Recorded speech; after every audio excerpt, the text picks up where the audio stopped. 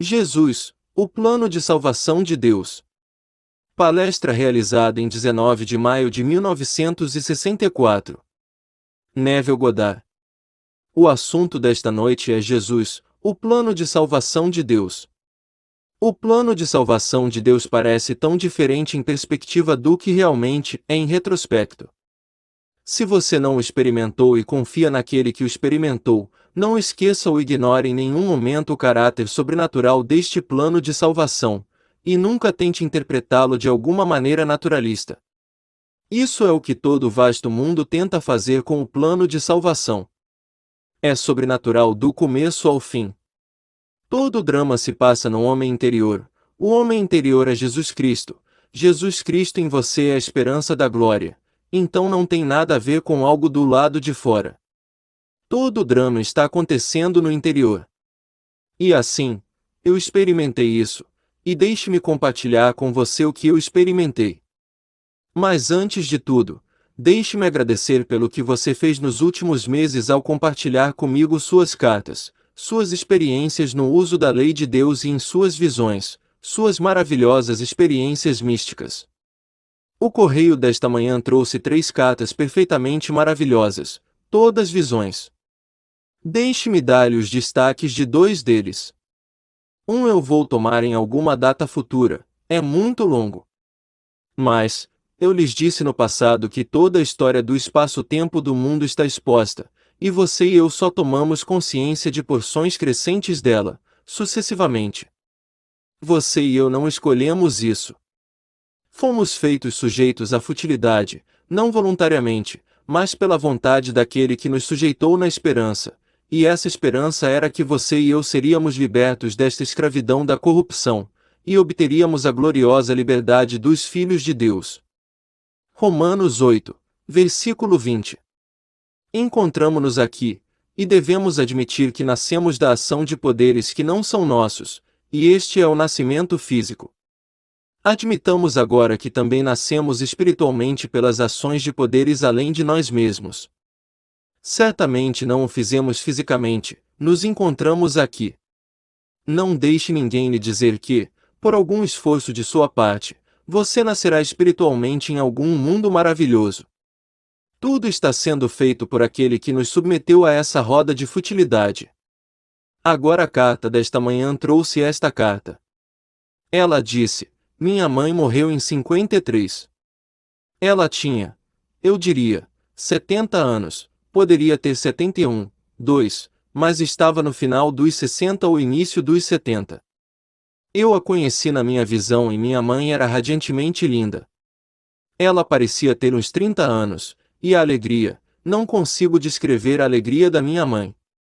Ela me disse que, quando saiu daqui, mudou-se para a idade ou ano 3804 aos 21 anos. Ela encontrou-se com 21 anos, vivendo no ano 3804. Então eu lhe fiz muitas perguntas. Houve muitas interrupções de pessoas e circunstâncias, mas tentei fazer o máximo de perguntas que pude. Ela parecia estar bastante familiarizada com seus ensinamentos, embora neste mundo de onde ela partiu há 11 anos ela nunca ouviu falar de você de forma alguma. Mas seu nome não era uma coisa estranha para ela naquele círculo onde ela vive agora. Tenho a impressão de que ela é casada. E tentei encontrar meu pai e meu irmão Art para compartilhar com eles minha experiência de conhecer minha mãe. Ela me disse que está morando em uma parte da Pensilvânia. Perguntei a ela se a morte para ela naquele mundo de 3804 é como a morte para nós neste mundo, e ela disse que era a mesma coisa. Eles o temiam como nós o tememos, e eles sabem que é o inevitável como sabemos que é o inevitável. Então ela disse: nosso código moral, nosso código ético é igual ao seu código, a mesma coisa. Mas ela também disse: não temos escolha na sequência de tempo em que somos colocados. Encontrei-me com 21 anos. Agora, na Bíblia somos ensinados que não há nada de novo debaixo do sol. Existe alguma coisa de que se diga: veja, isso é novo. Eu lhes digo que já foi, em eras passadas. Mas não há lembrança das coisas anteriores, nem haverá lembrança das coisas que virão depois, entre aqueles que vierem depois, porque não há nada de novo debaixo do sol. Eclesiastes 1, versículos 9 a 11. Isso é difícil para o homem entender. E então ele lê o livro de Ezequiel, onde há rodas dentro de rodas, todas girando. Em seguida, ele lê o livro de Romanos, onde você e eu, não voluntariamente, mas sujeitos à vontade de Deus para um propósito divino, para que, sendo submetidos, um dia sejamos libertos dessa futilidade e obtenhamos, tendo passado por ela, a gloriosa liberdade dos filhos de Deus. E essa liberdade vem. Mas a ressurreição vista de um certo ângulo vem aparentemente no final, e não acontece. O grande mistério não vem no fim da história, vem dentro da história. Esta mesma noite pode vir a todos vocês, ou a um de vocês. Eu não sei, ninguém sabe. Então, quando eles fizeram a pergunta, quando, ó Senhor, ele disse, não vos compete saber os tempos e as épocas determinados pela autoridade de Deus. Atos 1, versículo 7, pela sua própria autoridade. Mas espere pela promessa do Pai, apenas espere, ele prometeu redimir você. Redimir você é redimir a si mesmo, ele não redime outro. Foi Deus quem adormeceu na grande criação chamada as rodas e rodas dentro de rodas, para fins educativos e criativos. Que, colocando-se no estado comparado à morte, não é realmente a morte, mas é tão quieto, tão completamente um sono profundo que parece a morte. Mas a Escritura antiga, o Antigo Testamento, não usa a palavra ressurreição, ela implica. Mas eu prefiro voltar e usar o termo que é usado no Antigo Testamento. O Novo usa a palavra ressurreição por toda parte, e eu adoro isso, é um termo maravilhoso, e eu o uso aqui noite após noite. Mas na Antiga Escritura, eles falam apenas de acordar do sono. O Salmo 78, que é um machil, significando instrução especial, é uma recapitulação de toda a história de Israel, que é a história divina. Chegamos quase ao fim. Os versículos 65 e 66, é um capítulo muito longo, e então de repente nos dizem que Deus o Senhor Deus despertou do sono. Salmo 78, versículos 65 e 66. Ele acordou como do sono e então escolheu Judá e escolheu Davi. Então chegamos ao fim do glorioso despertar do ser que estava adormecido, enquanto toda a história estava sendo contada. Você começa no início desse capítulo, o capítulo 78, e ele simplesmente conta as tradições dos pais. Abrirei a minha boca em uma parábola e proferirei palavras obscuras desde a antiguidade. E ele conta todas as histórias de Israel, os horrores do mundo e a conquista de Jeová, como ele vence, e ele vence e ele vence e ele vence. O homem ainda cai para trás, mas Deus vence, e então o Senhor Deus desperta. Ele acorda como do sono.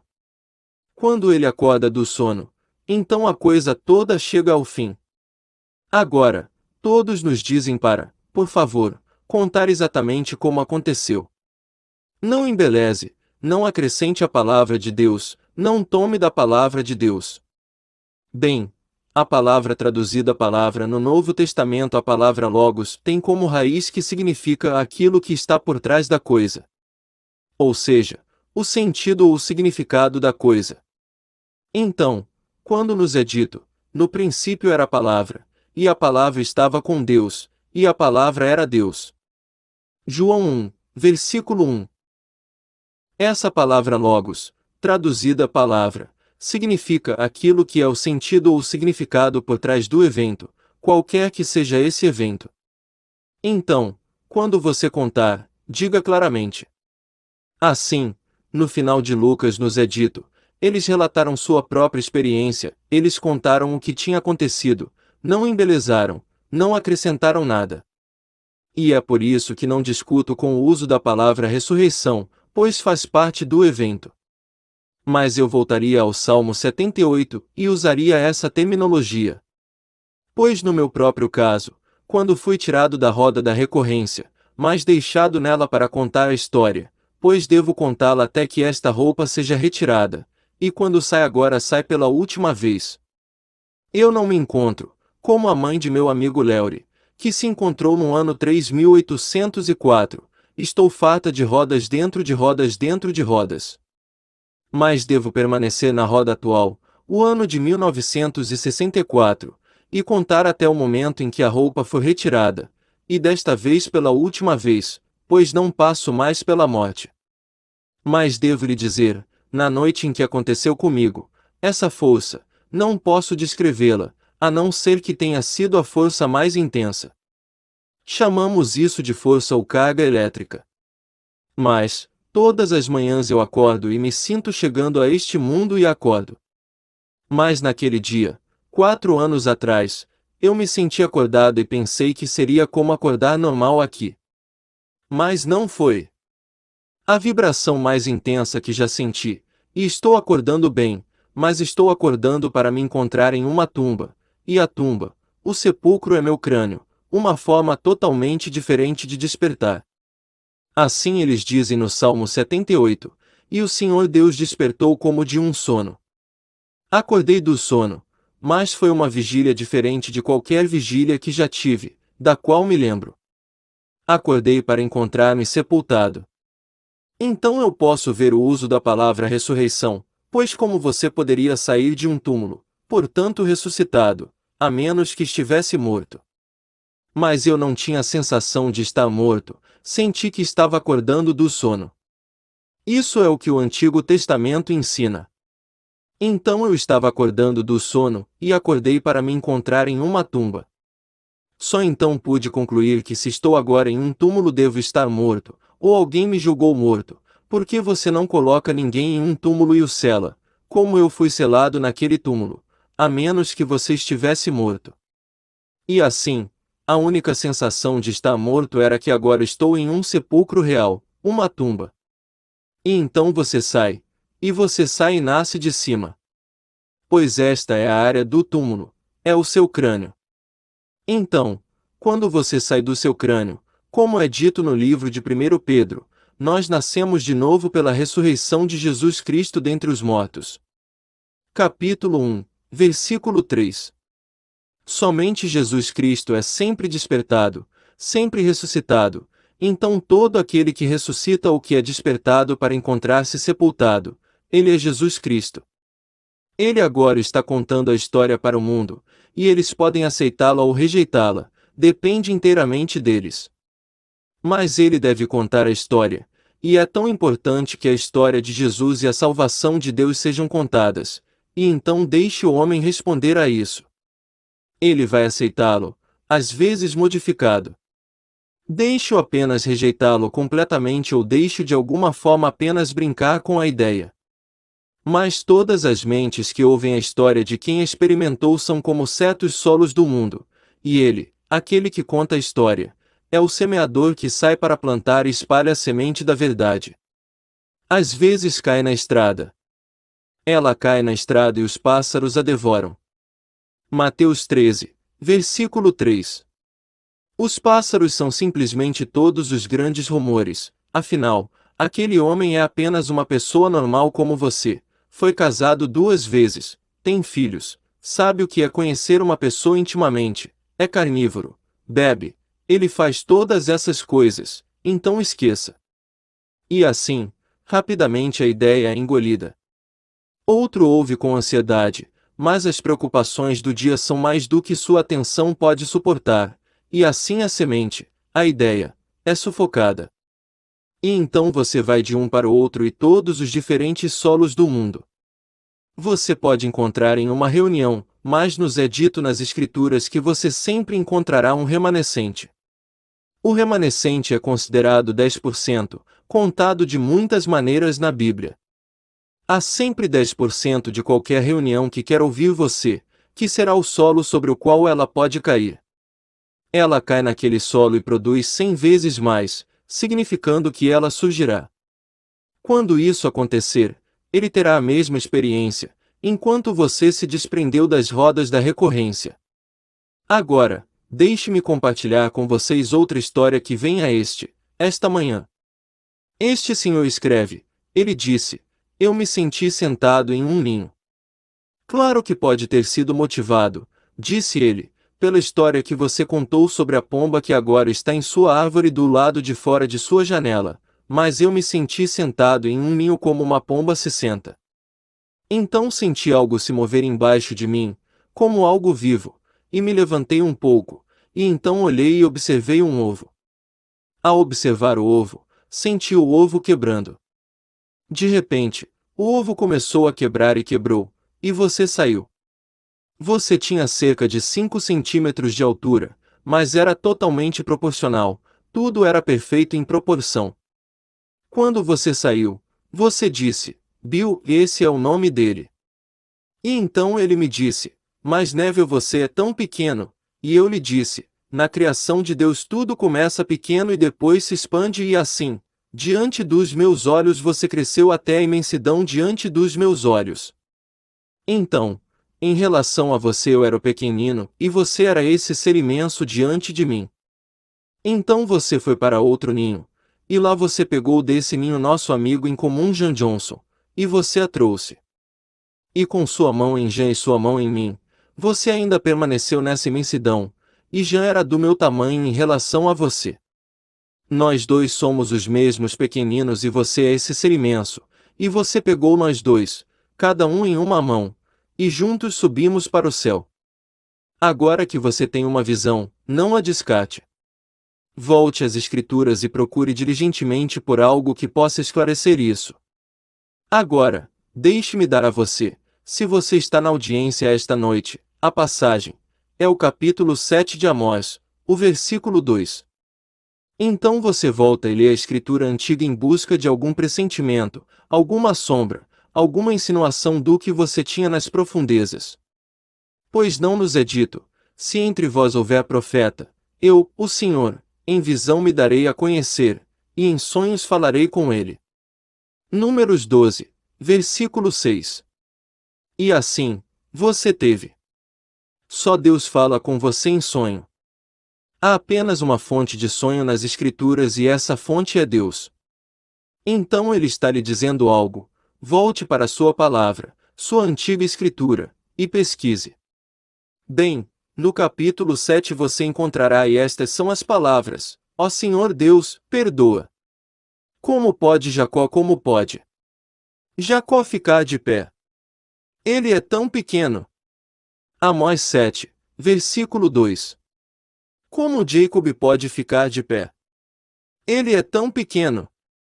E então nos é dito naquele mesmo capítulo que o Senhor perdoou e disse, não será, e então ele permitiu que Jacó ficasse de pé. Agora, a palavra Jacó significa, pela concordância, nossa concordância bíblica, ampliar, expandir. E não há limite para a expansão, essa é a palavra Jacó. É chamado de suplantador na superfície, mas em definição, é a capacidade de ampliar e expandir. Então, aqui está o pequenino, como Jacó pode ficar de pé? Ele é tão pequeno, e então Deus se arrependeu, mudou uma atitude em relação a isso que está saindo, e permitiu que ela se expandisse até o limite. E não há limite para a expansão, há apenas um limite para a contração, não há limite para a translucidez, há apenas um limite para a opacidade. Bem, há alguns meses, no ano passado, realmente, quando a voz me disse, todo o vasto mundo é apenas para incubação, isso é tudo o que é. Todo o vasto mundo é para incubação. E assim, mundos dentro de mundos, todos girando, e assim você desliza desta era de 1964 para 3804 e o propósito é apenas para incubação.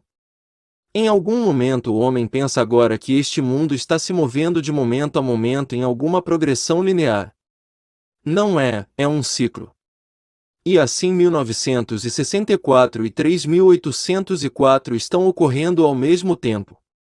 Colombo agora está descobrindo este país pela primeira vez nessa roda enquanto ela gira. Tudo está girando ao mesmo tempo, e estamos inseridos. Mas ela também disse isso ao filho, não temos escolha na sequência de tempo em que somos colocados, absolutamente nenhuma. Então você volta e lê a Escritura. O que é isso nas Escrituras? Ela disse isso para ele. E você volta e lê o capítulo 8 do livro de Romanos, que a criatura foi submetida à futilidade, não voluntariamente, mas por causa da vontade daquele que a sujeitou, na esperança de que a criatura seria libertada desta escravidão à corrupção e obter a gloriosa liberdade dos filhos de Deus. Versículo 20. Então, estamos sujeitos, mas quem o sujeitou? Deus, sujeitando-se, é só Deus. É Deus quem desperta desta fantástica criação e quando desperta, por esta estranha sujeição, aumentou sua capacidade de criar. Pois o único propósito de tudo isso é desenvolver o poder criativo da pessoa. E Deus não é absoluto, como o mundo chamaria, Deus está sempre se expandindo. Se Deus fosse absoluto, a coisa toda estaria morta. Deus é potencialmente absoluto, e pode criar e criar para todo o sempre. E Deus é homem.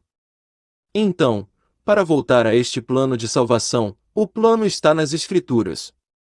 Começa a coisa toda é inaugurada com um evento que chamamos de sua ressurreição dos mortos, as primícias dos que dormiam, o primogênito dentre os mortos. Apocalipse 12, versículo 5. Mas o primogênito, não o único nascido. Assim, um grande julgamento é feito sobre aqueles que ensinam que a ressurreição já passou.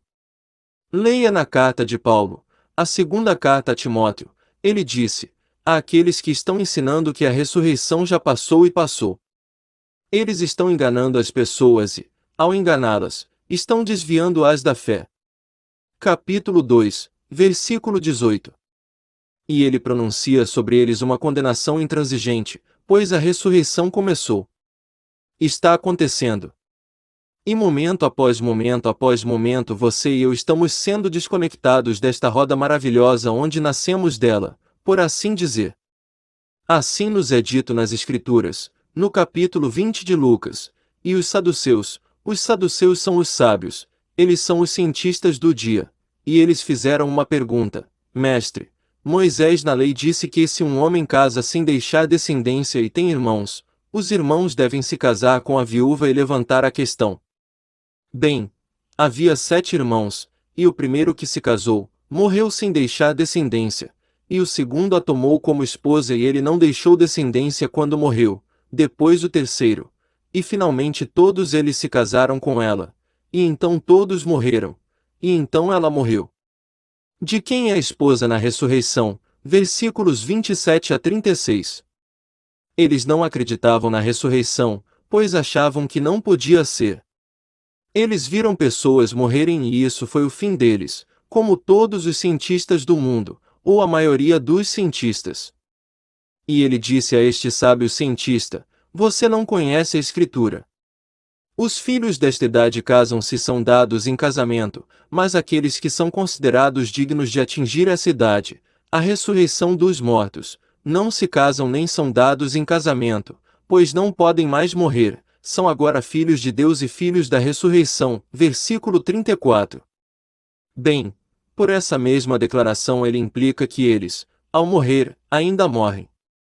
Então ele diz que eles não morrem mais. Bem, aqui ele fala com alguém que está acordado, que deve realmente passar pela experiência da morte, morte física, mas ele está dizendo que não morre mais. Mas aqueles que aparentemente morrem continuarão a morrer, como a mãe do meu amigo Leuri. Ela sabe que eles temem a morte como nós aqui tememos a morte, eles experimentam a morte como nós experimentamos a morte. E ela vai escorregar do ano 3804, não importa quanto tempo ela viva lá, pode ser 3890 antes que ela saia daquela roda, para encontrar-se em uma roda que está atrás dela no chamado tempo. Pois todos estão se movendo juntos. Então, o que está para cima e o que está para baixo se a roda estivesse movendo? Este é agora o ápice e este é o nadir, mas se a roda está se movendo, isso que agora é o ápice se torna nadir, e este é o ápice. Então, o que está para cima e o que está para baixo quando as rodas estão se movendo dentro de rodas dentro de rodas? E é tudo para trazer para fora deste ninho giratório. É um ninho, pois a voz disse: todo o vasto universo é para chocar, apenas chocar. Este que agora é o ápice torna-se o nadir, e este é o ápice. Então, o que está para cima e o que está para baixo quando as rodas estão se movendo dentro de rodas dentro de rodas? O correio desta manhã pode trazer duas cartas de dois amigos meus completamente diferentes. Eles se encontram aqui socialmente, mas só nos últimos meses se conheceram nesta sala. Antes disso, meu amigo Léo vem aqui há anos, e meu amigo Bill, que escreveu a outra carta, só veio aqui em novembro passado. Então eles só se conheceram aqui nos últimos meses, e eles se encaixam, um trazendo a história da eclosão que me foi contada, e o outro trazendo as rodas dentro das rodas. Então aqui, 3804 ela disse a ele como ele entendeu. Ela sabe que nunca ouviu falar de mim aqui no ano de 1964. Quando ela morreu em 53, ela nunca ouviu falar de mim, eu era completamente desconhecido. Mas minhas obras são conhecidas por ela no ano de 3804 e meu nome não é estranho para ela. Então sempre foi assim. Isso faz parte do jogo, faz parte da grande jogada. E saímos disso da maneira mais maravilhosa. Mas começa a coisa toda inaugurada por aquele evento que chamamos de ressurreição, sua ressurreição dos mortos. Depois da ressurreição vem o nascimento, e depois do nascimento vem aquele final do livro do capítulo 78 dos Salmos. Pois quando ele acorda como quem dorme se torna alguém que grita como um homem cheio de vinho, e ele coloca todos os seus inimigos para derrotar. Todos os adversários são derrotados e eles são eternamente envergonhados. Toda a vasta roda está agora envergonhada, tanto quanto aquele que despertou dela. Pois submeteu as coisas mais horríveis do mundo. Então ele desperta disso. Então ele chama Judá, e então ele chama Davi, e tira Davi dos rebanhos onde ele estava cuidando das ovelhas, aqueles que estavam no cordeiro. E Davi é então o terceiro. Você o encontra, e você o descobre, e descobrindo você sabe quem você é. No mesmo capítulo de Lucas que citamos anteriormente, quando os saduceus perguntaram sobre a ressurreição, logo após sua resposta, ele levantou a questão e fez a pergunta sobre Davi. E então ele responde a pergunta e diz quem é Davi, mas ninguém vê. É por isso que eu disse no início desta mensagem esta noite que este mistério da salvação parece em perspectiva tão diferente do que realmente é em retrospecto. Quem, lendo a história, a veria em perspectiva como ela realmente é? Não é como o mundo vai te dizer. Vendo isso em perspectiva, aconteceu há 2000 anos e ele é algo único por fora, e você o adora por fora. E não é nada disso. Acontece no novo homem. O novo homem está em cada homem sendo formado. Quando ele está completo, quando ele está formado, então isso desabrocha como uma flor naquele novo homem que está em cada homem, pois todo homem contém Jesus Cristo. Bem, você não sabe que Jesus Cristo está dentro de você. Prova-o e veja 2 Coríntios 13, versículo 5. Muito antes de ele desdobrar essas pétalas que é simplesmente a ressurreição, e o nascimento, e a descoberta da paternidade de Deus, e a subida ao céu na forma de uma serpente, e a descida da pomba sobre ele, onde ele é abençoado e sufocado com a afeição do Espírito Santo, muito antes disso, teste-o e veja se ele não está dentro de você. Porque por ele todas as coisas foram feitas, e sem ele nada do que foi feito se fez. João 1, versículo 3. Então teste-o e veja. Assim, o Jesus Cristo das Escrituras é o Jesus Cristo em você, o único Jesus Cristo, e ele é sua maravilhosa e amorosa imaginação humana. Nunca houve outro Jesus Cristo. Deus e somente Deus se tornou homem. Ao tornar-se homem, ele é Jesus Cristo, ele agora tem que acordar. Quando ele desperta, não é nada além de Deus. Não há intermediário entre você e Deus, absolutamente nenhum, como lhe é dito nos capítulos 43 e 45 de Isaías. Eu sou o Senhor teu Deus, o Santo de Israel, teu Salvador, e além de mim não há Salvador. Versículos 3 a 5. Nenhum Salvador além de mim, e eu sou o Senhor seu Deus. Ele se tornou homem para que o homem possa se tornar Deus. Mas ao tornar-se homem, ele passa por todas as fornalhas da aflição enquanto gira as rodas, e roda após roda. O que determina o salto no tempo entre 1953, quando ela saiu, e 3804? Curiosamente, ela disse: eu acordei lá, eu tinha 21. Quando ele a viu, ele estimou sua idade em 30, dentro da faixa de 30, esse seria o crescimento. Então eles ainda crescem. Eles fazem exatamente o que você faz, o que eu faço, eles têm todos os conflitos, mas o ano é diferente e todas as coisas são diferentes. Eles saem por um túmulo para se encontrarem acordados em uma certa idade em um horário diferente, por assim dizer. Mas este mundo aqui é o próprio limite da contração. Eu escorreguei nestes mundos inúmeras vezes. Quando falo deste mundo, não de outros mundos, eles morrem de medo. Este mundo para eles é o inferno. Eles não podem conceber alguém se recuperando deste mundo, eles não podem. Entrei em um mundo e aqui estava Heine, e Heine, o brilhante poeta, ensaísta, artista alemão, e Heine os instruía. Heine me disse: sabe, eles não chamam esse seu mundo de onde você veio, eles não chamam de terra, eles chamam de floresta. Eles não podem conceber que alguém possa se recuperar daquela descida para Voodoo. Bem, agora procure nas escrituras por isso. Chama-se floresta. É, no capítulo 8 do livro de Marcos, versículo 24. Você volta para Mark e o olho foi aberto. Quando o cego de nascença abriu os olhos, foi perguntado: o que você vê? E ele disse: eu vejo homens, como árvores andando. Então eles chamam isso: se um homem viesse aqui, ele se tornaria como uma árvore andando. Assim, ele perderia toda a identidade, perderia sua humanidade, perderia o que é ao vir para cá. Este é o limite de contração. Ninguém quer vir aqui. E quando decidi voltar a este mundo, e tive que ir, pois tinha chegado a minha hora de partir daquele mundo, e comecei a me despedir, todos correram porque não acreditaram na minha história. Eles disseram: que ser imaginativo!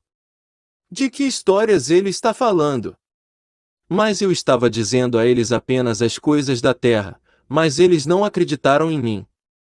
E eles vieram, quando eu comecei a descer, e uma voz disse: All down for Voodoo, você deveria ter visto o medo medonho em seus rostos quando eu comecei a descer.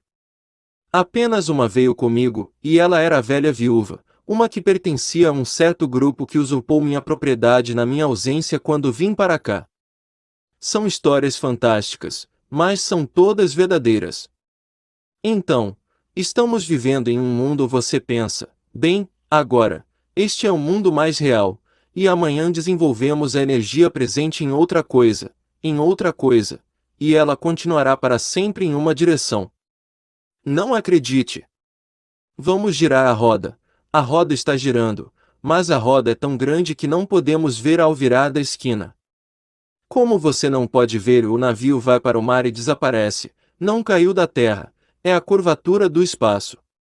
Bem, o tempo é curvo assim como o espaço é curvo, e assim as coisas desaparecem no tempo. Nós os vemos desaparecer no espaço pela curvatura do espaço. Bem, eles desaparecem com o tempo, mas é apenas curvo, e eles estão girando. Mas as rodas são rodas dentro de rodas. Então você vê uma grande roda, quando ela será girada. E o homem não tem memória. Assim, há uma coisa de que se diz: veja, isso é novo. Já foi, em eras passadas. Mas não há lembrança das coisas anteriores, nem haverá lembrança das coisas vindouras entre os que vierem depois. Pois não há nada de novo sob o sol, e quão difícil é dizer a alguém que sabe em seu curto espaço de tempo que nunca viu isso antes. Digo, com qualquer um que vive neste mundo hoje, nascido quando eu nasci, onde tínhamos luz de velas, e então tínhamos lamparinas a óleo, E tínhamos lamparinas a gás, esses pequenos mantos de gás, e então chegou o dia em que tivemos eletricidade. Então eu volto no meu curto espaço de tempo de 59 anos de volta aos dias da minha avó ou aos dias da sua bisavó. Pois sua bisavó não pode voltar além do tempo que eu volto em meus 59 anos, pois fui colocado em um espaço diferente na roda. O espaço em que fui colocado nesta roda da mesma época, o século XX, era tão limitado que minha formação o levaria de volta, de sua maneira mais maravilhosa, de volta ao século XIX. Eu não nasci então. Eu nasci em 1905. Bem, 1905 é o espaço onde fui colocado na roda, volta no conforto da vida de volta, digamos, 1850. Não posso vê-los agora limpando as chaminés e limpando todas essas coisas e todo o encanamento externo. Isso era Barbados, onde a cozinha ficava no chão, quero dizer no chão, na terra, não quero dizer madeira. E assim, esse é o espaço da mesma roda. Portanto, há rodas dentro de rodas dentro de rodas. E então o homem é levantado da roda. Então, quando você tiver a experiência, volte para as escrituras antigas e busque, busque, busque. Uma grande ajuda é a concordância de Strong. E pegue a concordância de Strong, pegue uma palavra e procure. Não tome nada como garantido, basta pesquisar e ver o que significa. Tome a palavra ressurreição, por exemplo, e você pensa em termos de ressurreição como alguém que ressuscitou fisicamente. Não tem nada a ver com isso. A palavra, conforme definida na Bíblia, na concordância, significa levantar-se, ficar de pé, despertar do sono. Leia, para acordar do sono. Bem, no meu caso sei exatamente o que aconteceu, acordei do sono. Mas o despertar foi algo totalmente diferente, foi a inauguração do grande desdobramento do plano de salvação de Deus. Pois, esse foi o primeiro evento, e logo atrás dele veio a criança, e os homens que viram o símbolo chamaram a criança, e eu peguei a criança. E então, depois disso, vieram os outros, um após o outro. Assim, a ressurreição como definida é despertar do sono. Mas eu não sabia que estava dormindo até aquele momento. Eu sempre pensei que ia para a cama à noite e acordava de manhã, então quando eu acordava de manhã eu estava acordado. Eu não sabia que até aquele momento em 1959 eu estava dormindo profundamente, e dormindo profundamente em uma tumba onde alguém me colocou lá, porque para eles eu devia estar morto. Pois, você é colocado em uma tumba apenas porque está morto.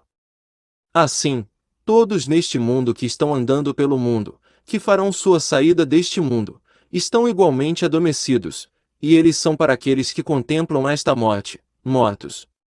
Então Blake nos fala dos grandes eternos que contemplam a morte e dizem, o que parece ser para eles, é para aqueles a quem parece ser, e produz as mais terríveis consequências para aqueles a quem parece ser, mesmo de desespero e morte eterna, mas a misericórdia divina vai além e redime o homem no corpo de Jesus. Blake, Jerusalém, placa 36.